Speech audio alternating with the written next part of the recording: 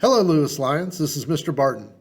To celebrate National Read Aloud Day, I'm going to read to you one of my favorite poems, Edgar Allan Poe's The Raven. Once upon a midnight dreary, while I pondered, weak and weary, over many a quaint and curious volume of forgotten lore. While I nodded, nearly napping, suddenly there came a tapping, as someone gently rapping at my chamber door. "'Tis some visitor," I muttered, tapping at my chamber door. Only this and nothing more. Distinctly I remember, it was in the bleak December, and each separate dying ember wrought its ghost upon the floor. Eagerly I wished the morrow, vainly I had sought to borrow from my book surcease of sorrow, sorrow for the lost Lenore, for the rare and radiant maiden whom the angels name Lenore, nameless here forevermore. And the silken, sad, uncertain rustling of each purple curtain thrilled me, filled me with fantastic terrors never felt before. So that now, to still the beating of my heart, I stood repeating, "'Tis some visitor entreating entrance at my chamber door. This it is, and nothing more." Presently my soul grew stronger, hesitating then no longer. "Sir," said I, "or madam, truly your forgiveness I implore. But the fact is I was napping, and so gently you came rapping, so faintly you came tapping at my chamber door, that I scarce was sure I heard you. Here I opened wide the door. Darkness there, and nothing more. Back into the chamber turning, all my soul within me burning, soon again I heard a tapping, somewhat louder than before.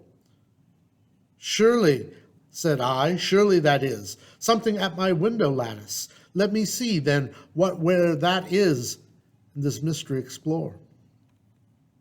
Open here I flung the shutter, when with many a flirt and flutter, in there stepped a stately raven of saintly days of yore.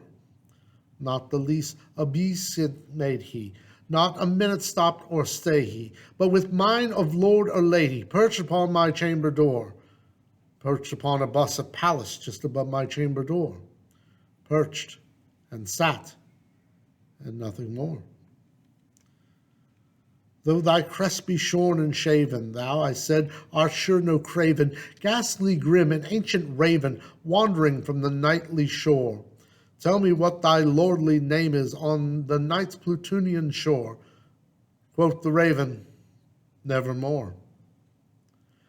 Then, upon the velvet sinking, I betook myself to linking fancy unto fancy, thinking what this ominous bird of yore, what this grim, ungainly, ghastly, gaunt, and ominous bird of yore meant in croaking nevermore. Then, methought, the air grew denser, perfume from an unseen censer, swung by Sephram, whose footfalls tinkled on the tufted floor. "Wretch," I cried, "thy God hath lent thee, by these angels he hath sent thee, respite and nepenthe, from these angels memories of Lenore." Quoth the raven, "Nevermore." "Prophet," said I, "thing of evil, prophet, if bird or devil, it shall clasp a sainted maiden whom the angels name Lenore, clasp a rare and radiant maiden whom the angels name Lenore." Quoth the raven, "Nevermore."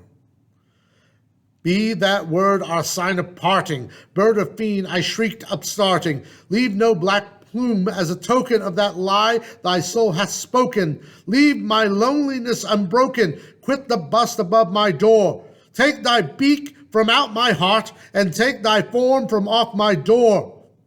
Quoth the raven, "Nevermore." And the raven, never flitting, still is sitting on the pallid bust of Pallas just above my chamber door. And his eyes have all the seeming of a demon's that is dreaming, and the lamplight o'er him streaming throws his shadow on the floor, and my soul from out that shadow lies floating on the floor, shall be lifted nevermore.